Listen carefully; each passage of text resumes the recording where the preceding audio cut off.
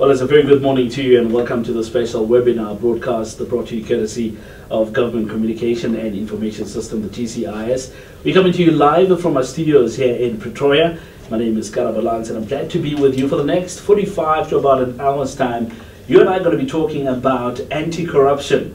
And I've invited some of my colleagues coming from the SIU to come and speak to us, as well as the Asset Forfeiture Unit to come and speak to us with regards to anti-corruption. And joining me, without wasting any further time, let me just introduce you to our colleagues coming from there. It's Advocate Gerard Visagie, and he's the head of Civil Litigation at the Special Investigation Unit. On my left, Gerard, thank you so much for coming. Welcome. Thank you, Karaba. And of course, we're having as well Mr. Thulani Mkhungo, who is the head of risk at the Special Investigation Unit as well. Dr. Thulani, welcome. Thank you, Karaba. And of course, what you want to call the rose among the thorns, really. And this is Nazreen Pando also. And she's she's actually a certified fraud examiner and admitted attorney as well. Thank you so much, Nazreen, for coming through as well. Thank you, Karabo. So we're going to be hearing from our guests in the next minute or so. But I just want to invite you to take part in this webinar broadcast by posting your questions and your comments and anything that's got to do with anti-corruption, how you see things, and we've got different platforms in which you can do that. We're available on YouTube. Now, if you go to our YouTube link, it's youtube.com/governmentza, and it's all one word, no spaces. So that's youtube.com/governmentza. That's on YouTube. Also available on Twitter, and the Twitter feed in which you can get us is @governmentza, on Twitter. And of course, Facebook, we're available there as well. In fact, we're broadcasting live on Facebook as it is, and that's www.facebook.com/governmentza.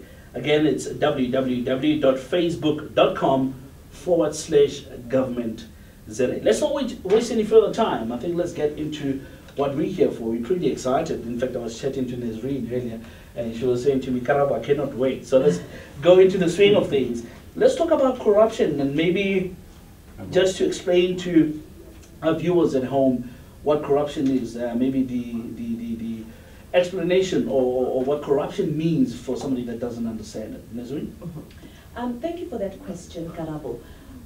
Corruption manifests itself in many different ways. So, for example, if we're speaking about corruption in the public sector, we see in the procurement space, so for example, your tenders, or rather your supply chain management areas, where we see tenders, for example, being awarded to companies that don't necessarily have the expertise.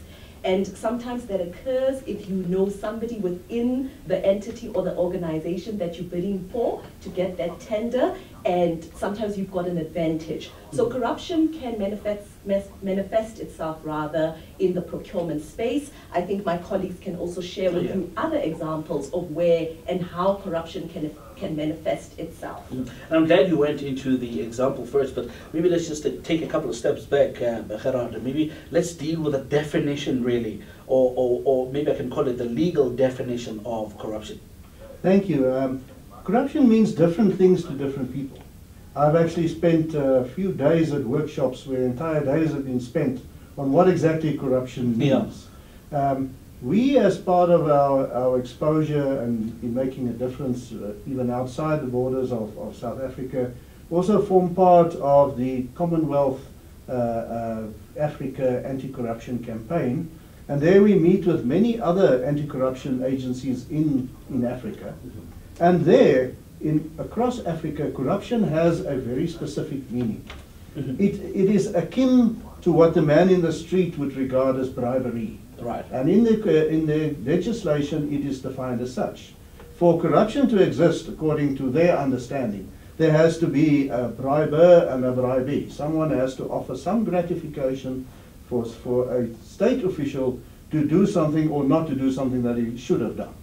And that is how they see corruption. Now, that understanding also found its way into the legislation in South Africa, the Prevention of Corruption and Corrupt Act, the COCA. It's a long act, legislation that creates criminal offence of corruption. Right. And there again you find this very specific definition of the criminal act of corruption. It involves gratification and effectively a briber and a bribee. However, that is not how the man in the street in South Africa understands corruption. Yeah. The man in the street has, first of all, difficulty understanding how corruption can take place in the private sector. Mm-hmm. And in the eyes of the man in the street, corruption is something very specific to the public sector. Yeah. And the man in the street seems to think that any instance where a public official does something that he's not supposed to do, or doesn't do something that he is supposed to do, amounts to corruption. So any form of non-service delivery, any form of laziness, a policeman sleeping in the charge office, anybody not promoting an application for a social grant, any act of that nature, the man in the street in South Africa sees that as corruption. Even laziness is seen as corruption. Fraud, theft, all kinds of other crimes are also regarded as corruption. So for people in South Africa, they don't necessarily expect a briber and a bribee. Mm-hmm. Just whenever there is improper conduct by a state official, that is regarded by the man in the street as corruption. And you would have seen just recently, just this last week or so, discussions about South Africa's performance in the Transparency International Index. Yeah, yeah. And South Africa is not doing that well. Now, it should be pretty obvious why we're not doing well. We have a much wider understanding of what corruption means. Mm-hmm. So if you ask a South African, have you ever been actually exposed to corruption?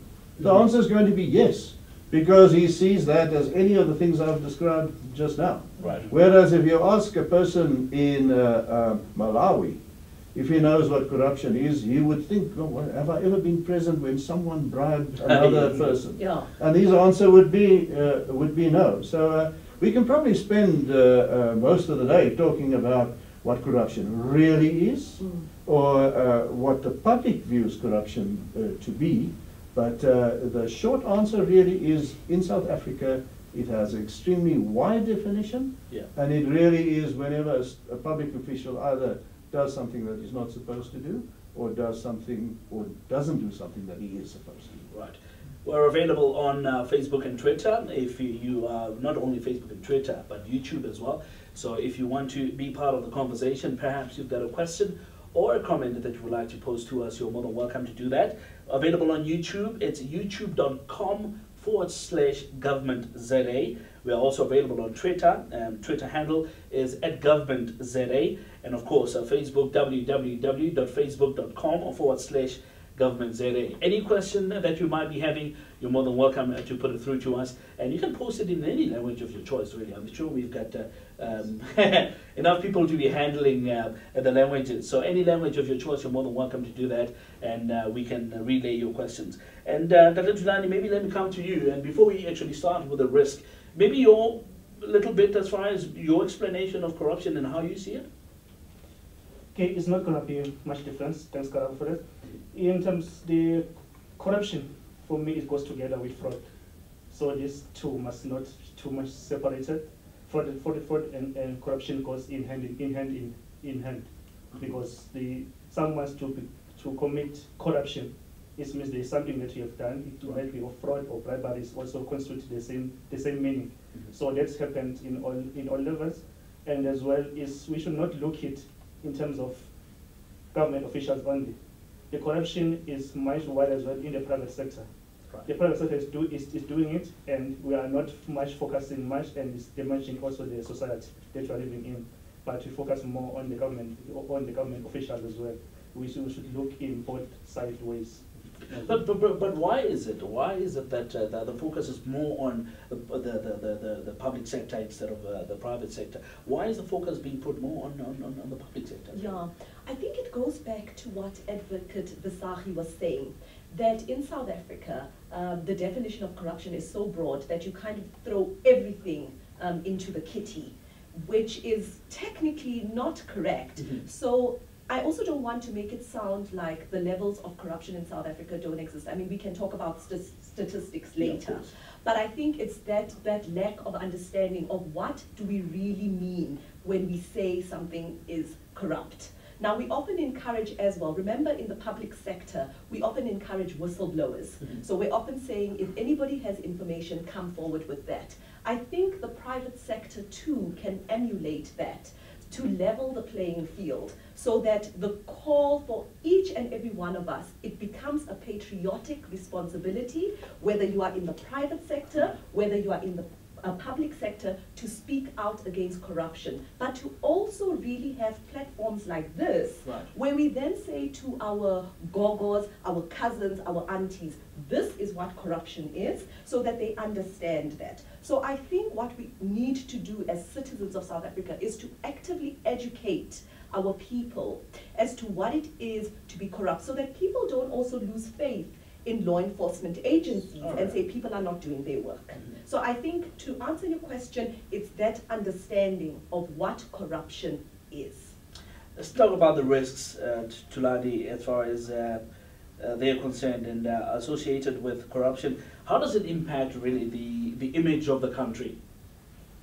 In terms of image of the country, I can just go back a bit. In South Africa, we have an institution called Institute of Risk Management. The fraud and corruption risk in 2016-17, it was rated as #1 risk in South Africa. And this year, 2017-18, is rated as #2 risk. Right. You can see how high it's been serious, the risk of fraud and corruption in the country. Again, what does it mean to the society? You see, like, first, because this risk is happening now, it's something that is happening as we speak. What are the root causes? What caused this risk? And then what makes it, what impact does it have now? I can start with first with the, what caused it. It's not caused by the people that maybe they are poor or they want to advance themselves. It's caused by people who are already rich. Oh, wow. They are in high positions. And it's because of greediness. It's because of unethical leadership, governance failure in the structures in government and also in the private sector, both sides. And in the, if I can take it in the normal language, is I can say is the morals in our society. If we talk about, if we go into any religion, in South Africa we have three simple biggest religions: is Christianity, is Shembe, is Islamic. Shembe and Christianity are using the same Bible. Thou shalt not steal. Yeah. Islamic, they are using the Quran. It's what the Quran say. It say shall not harm. There's also two morality. This means our society also lack of the morality in terms of the simple language. If Gogo washing at home is about the way we live today. Abantu basemakhaya, to take it in a simple language, emakhaya ugogo, the way if you go ugogo manje uyofuna i-social grant kwi-development kwi-SASSA, uzocelwa intshontsho ngesiZulu, we call it intshontsho. Cold drink. Cold drink, yes. Yes. Yeah. In South Africa, that is taken as a norm that you must shake a hand. Your things to be quick, of which is a simple meaning of corruption. In South Africa, to shake a hand to get your things to be done quicker is taken as a norm. It's just a normal thing, of which is constitute fraud and corruption. It is very interesting. It is very interesting, Advocate Thulani, and I'm sure the listener at home would agree with me on this one, that you would have thought that corruption would be practiced by people who are living in poverty mostly. It is very interesting to me to see that, like you're explaining now, that mainly you see it predominantly being with the people that actually have got something to live on.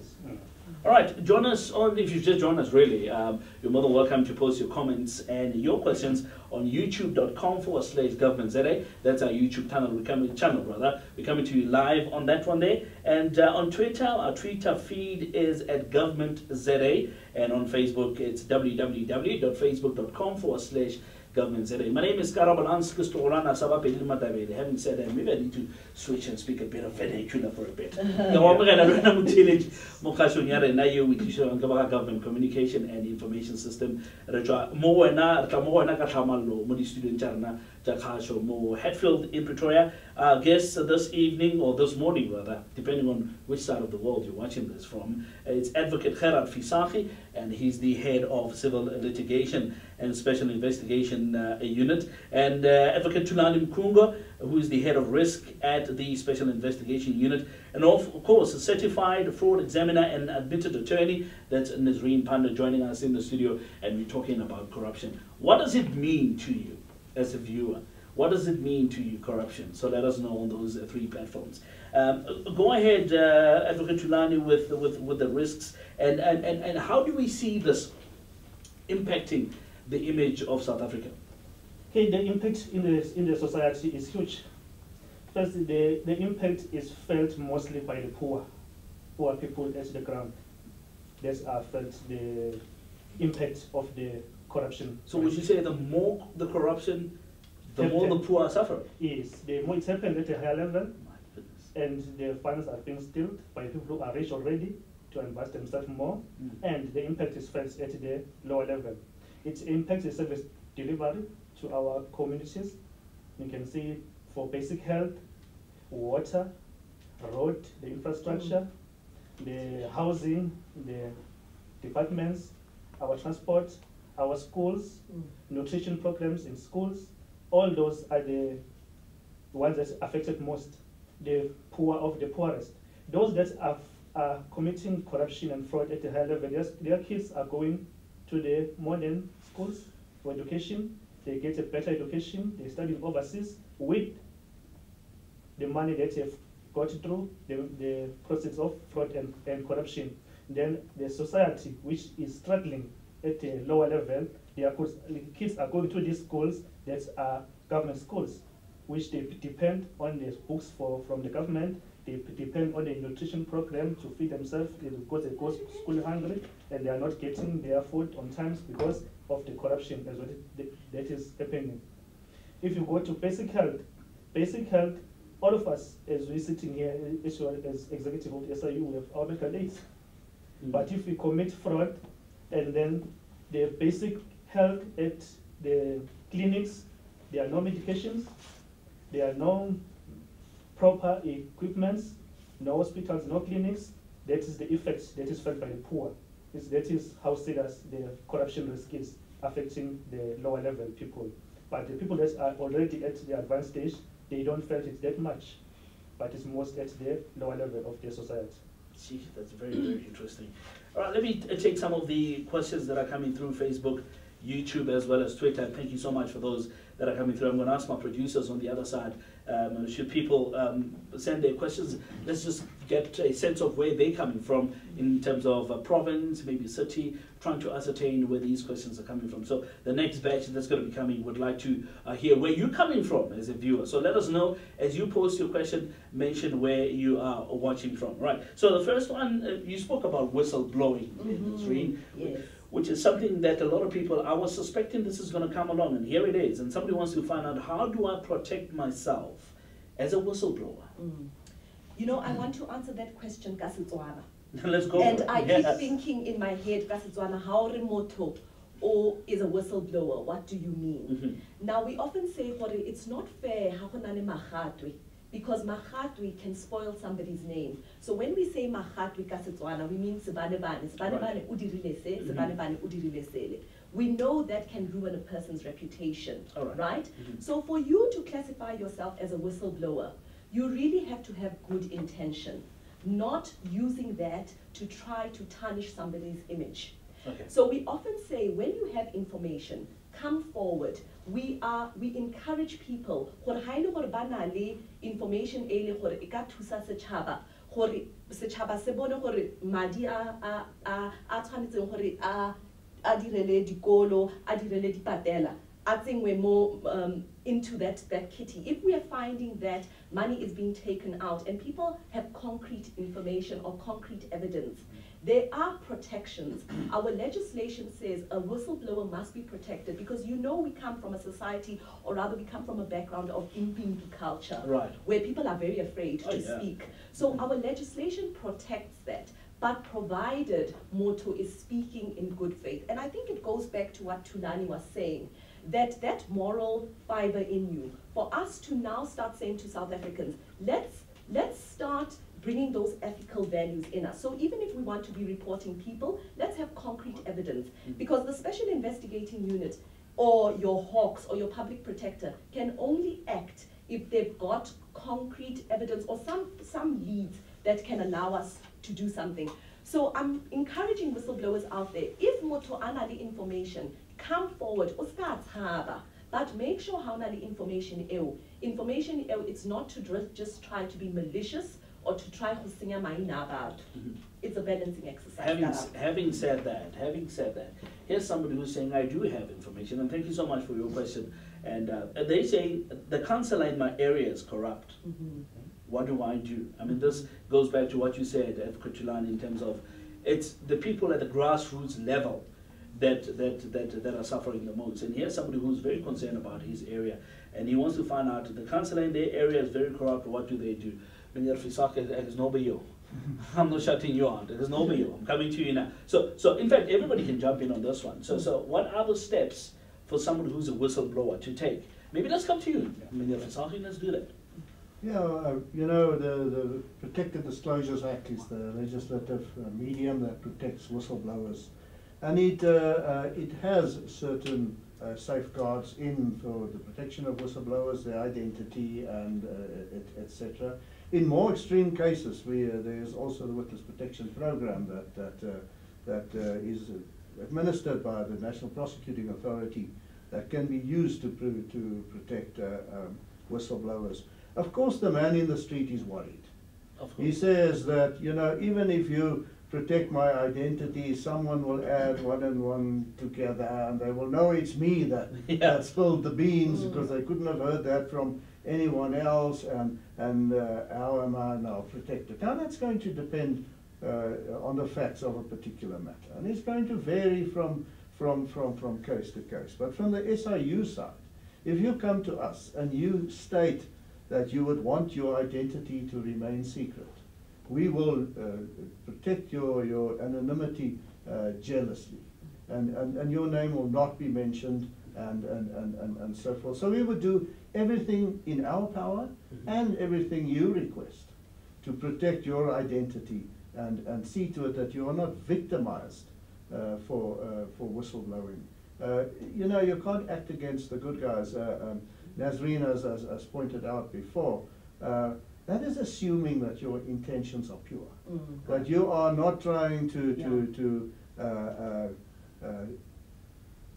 bring anybody else in disrepute or try and cover up your own misdemeanors along the way. When you are a true whistleblower, through your work situation, you discovered certain things, and it's in the public interest that information be made public.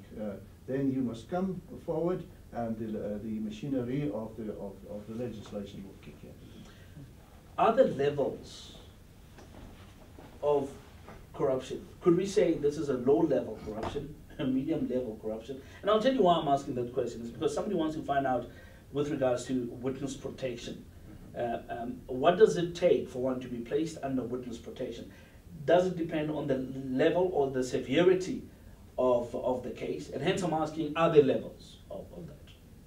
Yeah, witness protection has their own, let's call it, list of requirements before they kick in. It is a whole division within the National Prosecuting Authority. They have a significant budget to deal with specific matters, but they do an assessment of the severity of the situation, the importance of the matter, but more importantly, they assess the actual threat. Because it's quite natural that people would feel threatened in many situations, but the Witness Protection Program would do an objective assessment of the actual threat, the nature thereof, and how it can be mitigated and managed, and then they act accordingly. So when you say grand corruption, small corruption, medium corruption, or whatever, that's not the only factor that would determine whether witness protection would kick in. It's a collective assessment of a range of factors that they would consider. All right. Yes, Karabo. I was going to say to Gogo at Makobistad. I was going to go for Makobistad. Gogo for Makobistad. Or you've got information. Right. There is a number that we can give. It's I think it's an 0800 number that we can give that Gogo can call, and Gogo must not be afraid to say, if I call, they're going to recognize my voice. No, they probably won't even ask Gogo for her name. They'll say, you've got this information, they'll capture that, and then they will guide Gogo. Say, Gogo, this is what you need to do. For airtime, they don't have airtime, but banale taxi, they can get to a taxi. Maybe they can find themselves going to the nearest office of the public protector, the special investigating unit. Also, you can walk into that. So there are a number of avenues for somebody sitting at home who's got information and who wants to give that information, but they don't know how. I hope we will share that number with our viewers so that they can then report to that. Right. We're most probably going to be having that number coming soon on your screen. Otherwise, we'll post that number coming at the end of the show. So stick around for that. YouTube.com/GovernmentZA. That's where we're available. Otherwise, on Twitter, GovernmentZA at GovernmentZA. And if you want to be with us as well on Facebook, www.facebook.com/GovernmentZA.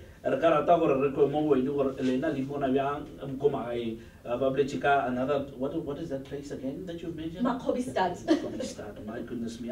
My grandmother comes from Makapanstad.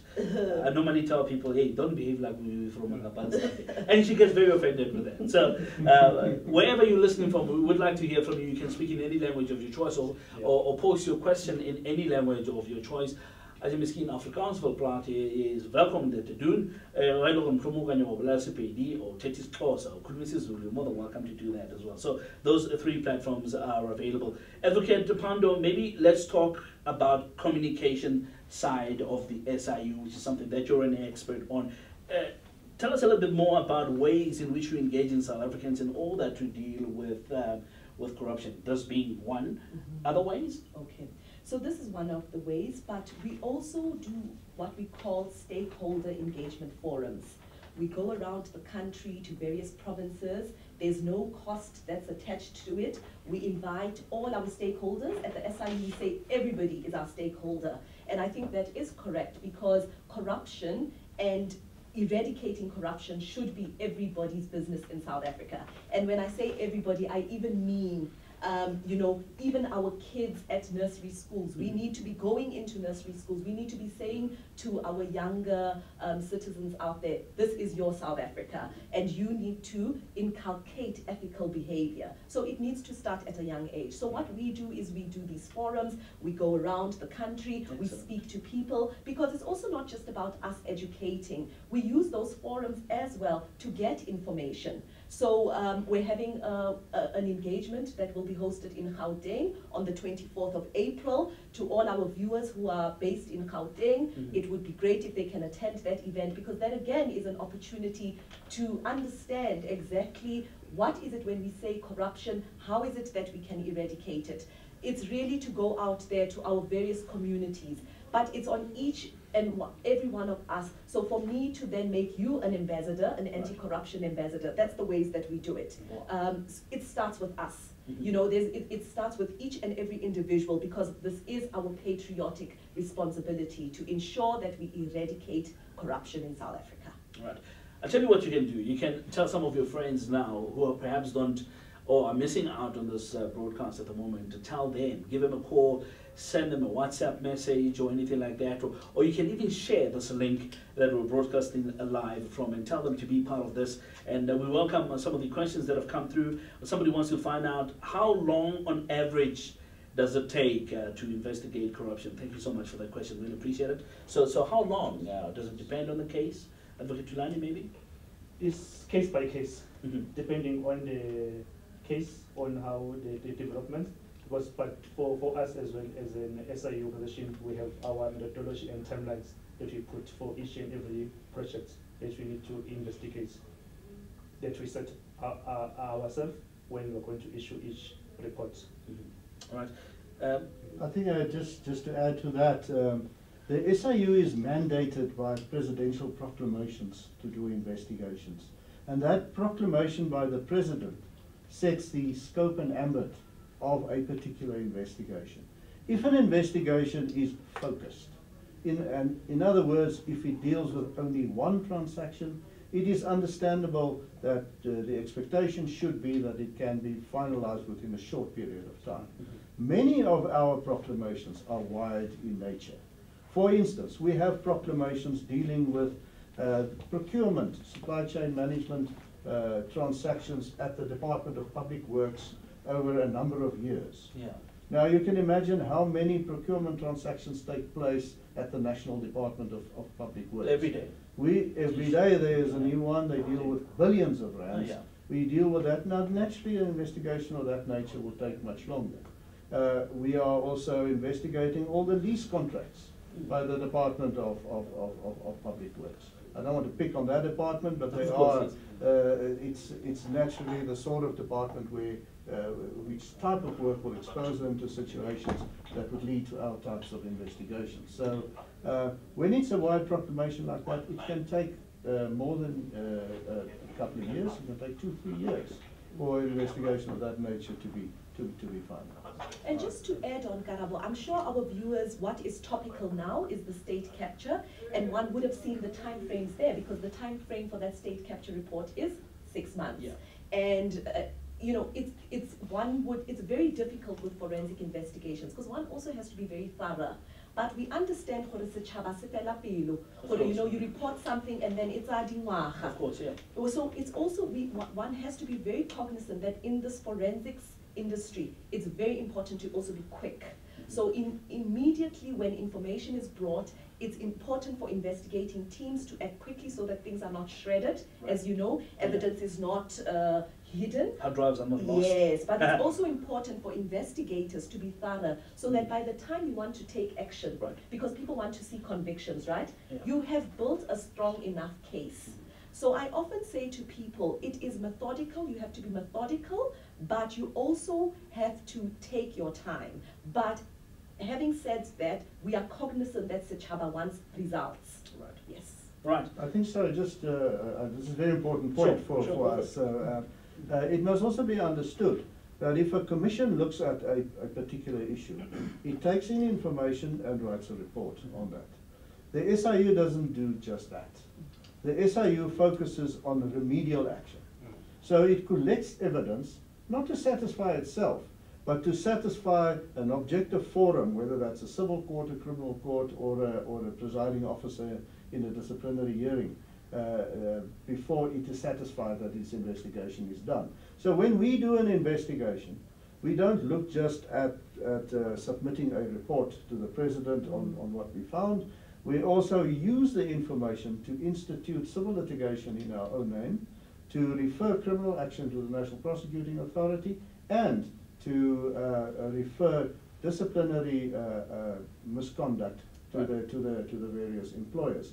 Then we submit all of that along with recommendations for systemic improvements to the state institution involved. So you could imagine that collectively in a wide-ranging investigation, that would be a massive exercise. Let's talk about the SIU's relationship with the National Prosecuting Authority, for instance, or the IPID. Your relationship with those entities? Yes, they are our partners in the fight against corruption and maladministration. We work closely with the National Prosecuting Authority. Our Empowering Act says that when we encounter evidence pointing to the commission of a criminal offense, we must refer that to the National Prosecuting Authority. The SIU, in terms of its mandate, focuses on the civil matters. Right. We do not do prosecutions ourselves. Okay. We do not arrest people. We have to refer that to the National Prosecuting Authority, who, along with the police and its component, the Hawks, would then pursue the criminal referrals. On an annual basis, we do more than 100 to 200 to 300 and sometimes more. You can check our annual reports for that. Criminal referrals to the National Prosecuting Authority. What we do is we say, in this matter, evidence pointing to the commission of an offence has come to our attention, and then we add a dossier of information to prove that the commission of the offence, and we forward that to the National Prosecuting Authority for them to take the action forward. We meet with the NPA quite regularly and deal with matters of mutual concern. We deal obviously with the National Director of Public Prosecutions, but we also deal directly with the Asset Forfeiture Unit. The Asset Forfeiture Unit is a division within the National Prosecuting Authority. The AFU is part of the NPA.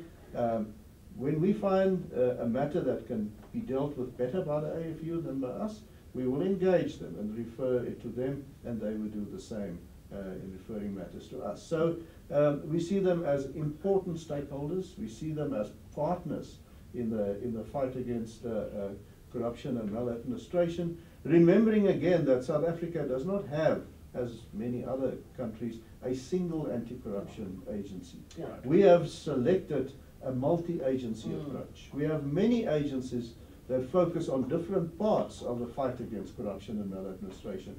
Our focus is on forensic investigations and ultimately with the eye on civil litigation. We refer matters of a criminal nature to the NPA, and where appropriate, we refer matters to other entities that can deal more appropriately with the matter. So it's very important for us to work with other entities. You will see that cooperation and coordination makes its way into our mission, vision, logos, everything, values, everything we support in terms of our strategy, because we know that the fight against corruption is a collective effort, and we know that the NPA will always be a key role player in that regard. So we want to, we must, and we will work with the NPA closely.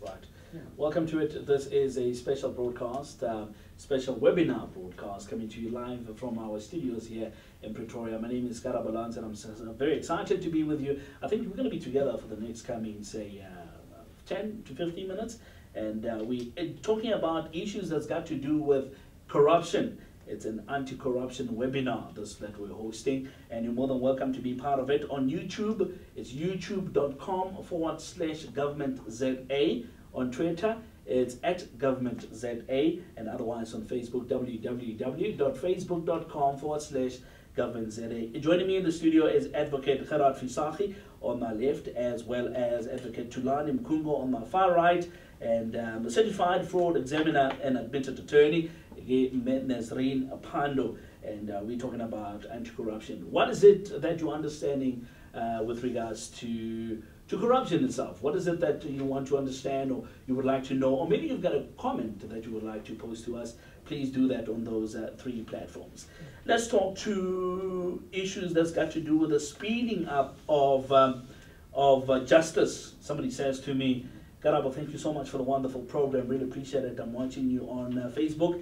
They say, is there a way in which we can speed up justice? My mother died, and she had not seen justice, and it's quite an emotional one, this one. Is there a way, are we talking about maybe the speeding up of processes? Yeah. They say justice delayed is justice denied. Yeah. So to hear stories like that, one can't just sit back.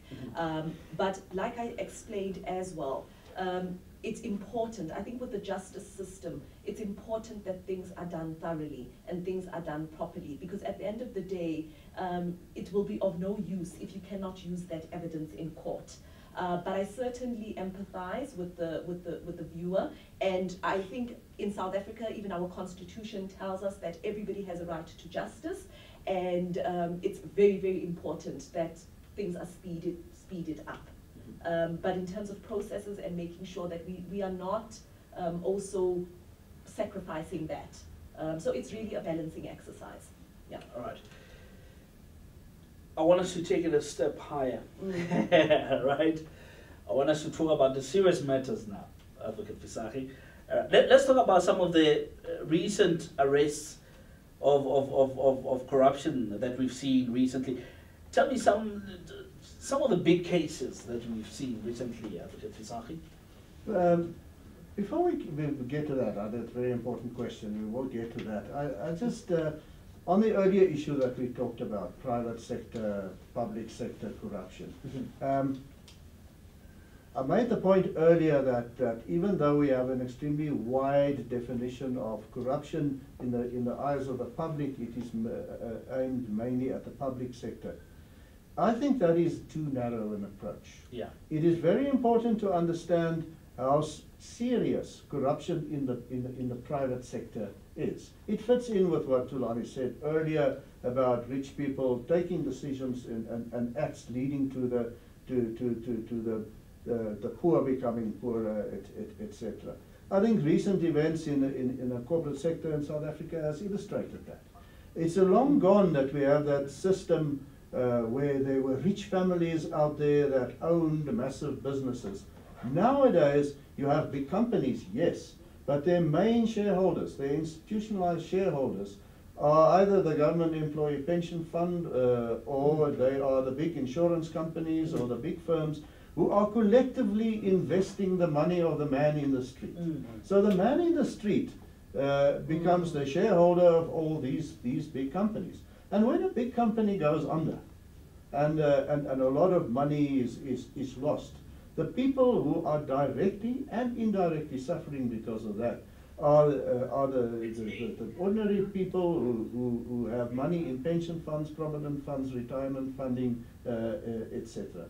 So if you find corruption in a private sector company, reckless trading, incorrect statement of financial accounts, etc., and that causes major financial loss to that state institution, and then in a snowball effect causes big losses to various institutional investors in that company and so forth, then it is the man in the street that is suffering. So hence my point that corruption in the private sector also directly impacts on the man in the streets and makes him poorer, as Thulani has indicated earlier. But you asked a question about big cases. Now, before we go there, would you like to add something, Nazreen? No, I think Advocate Visagie has really covered that. I think that one often must remember that in the public sector, for you to receive a bribe, where's that bribe coming from? Often it's a private sector entity trying to influence a public sector decision. So there is, that relationship is there. And I think we need to be alive to that and just remember that. Okay. Yeah. Over to Lani. I think that's to add as well in terms of the impact. The impact, when it is felt as well, you see it leads to something. It leads to community unrest. The community unrest we have today is more of the process of corruption, because people at the level are not happy. Then they started this unrest. Then they damage the already infrastructure which is there already. They damage their halls, the clinics, and to build this clinic is going to be a tender.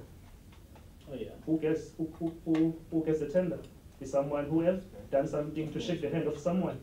Still, this means the corruption is rotating at the same level. It's not being eradicated because of the effects of the corruption. It leads to another corruption. Jeez, my goodness me. Shaking hands. Jeez. Cool drink. My goodness. We need to level the playing field.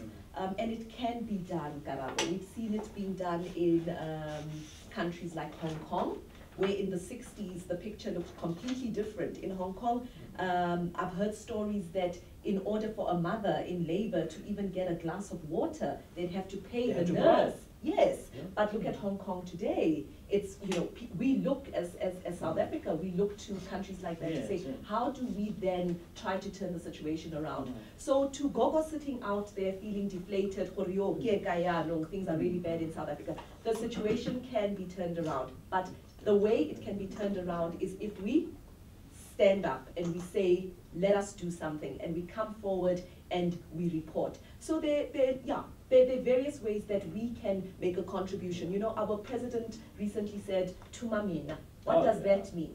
Romanna. So, by you coming forward, utuse, tusa sechaba, tusa bana, help us so that we can take this forward and we can change the narrative. I do believe the narrative can be changed. Right. I think we're going to wrap it up now in a short bit, but before we do that, maybe let's jump into those big questions about some of the cases that we can maybe talk about as testimonies. Yeah. You can more because we're dominating with a Sesotho language group here.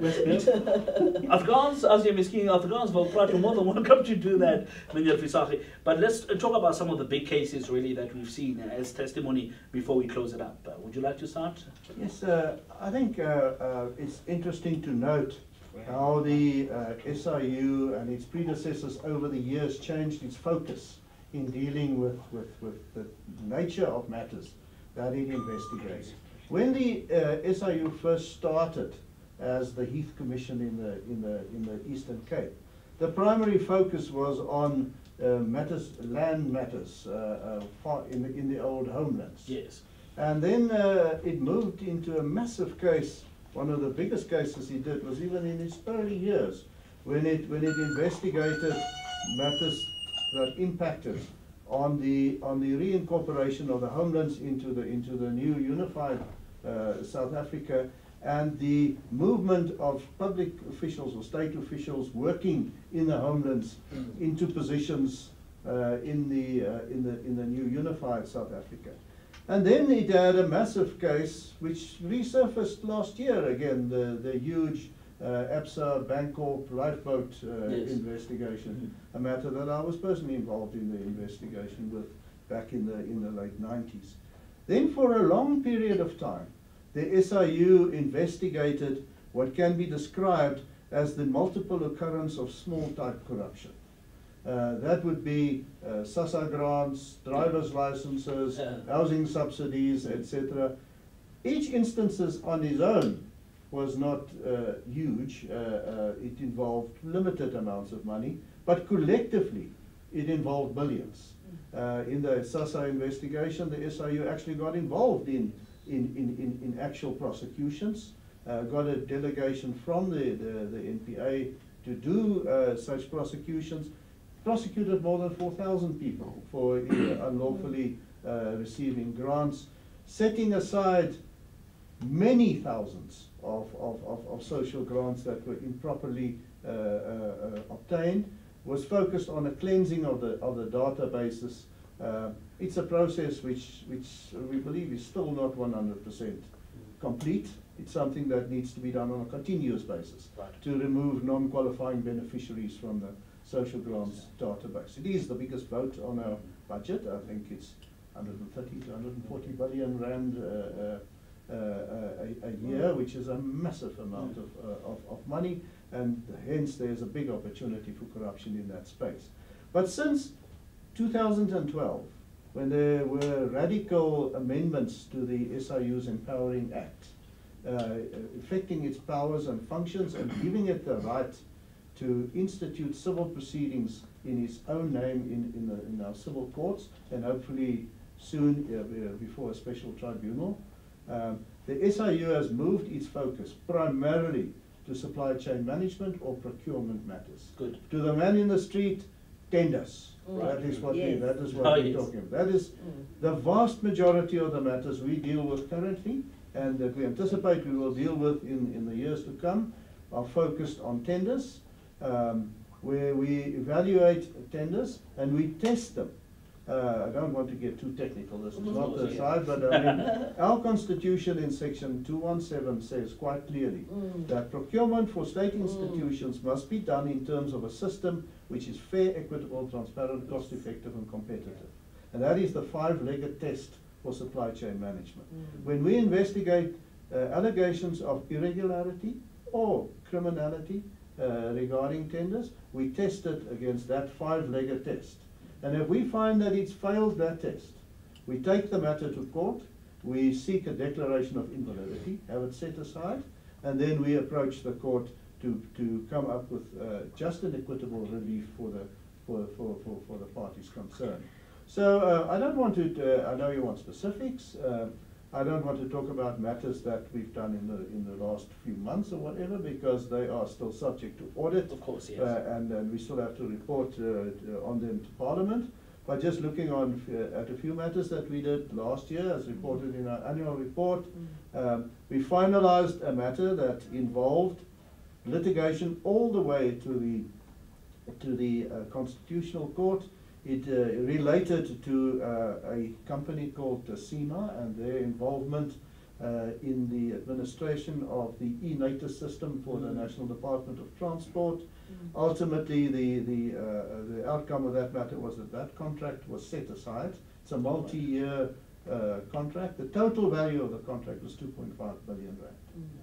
We have also, in the previous year, dealt with a controversial contract that related to the digital migration of televisions and the top box system and so forth. There was a media campaign. There was a company involved with a name of Media Corner who received the contract. We litigated on the validity of the supply chain management process, and the court also set that contract aside. The value was in the region of 600 or 700 million rand. Can you believe it? And we also set aside a major contract given to a service provider in the ICT industry called Kajima to provide a one-stop shop turnkey solution to a state institution. That contract was also set aside, and the value involved there was also in the region of 700 million rand.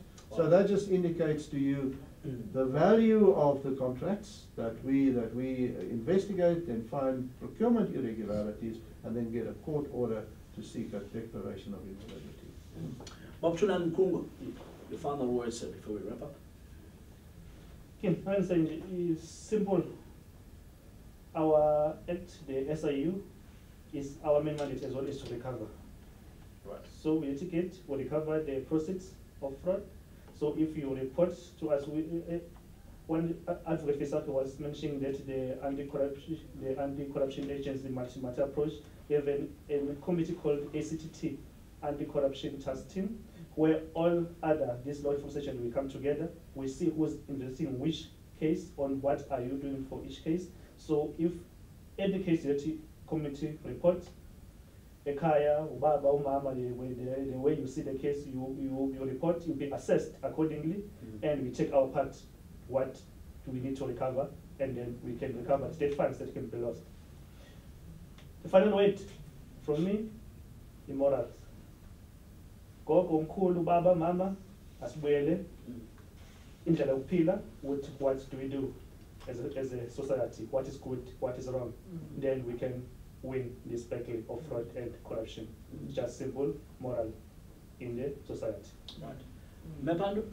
I love what Ntate Thunani I saw that. I really did, because we need to go into our masjids, our synagogues, our churches, and we need to be preaching this message. So we need our leaders to help us. We need to work collectively. Setšhaba kaofela sa Afrika Borwa se tshwantse gore se emelle se rona ga re batle corruption, and that's the only way that we are going to be able to move forward.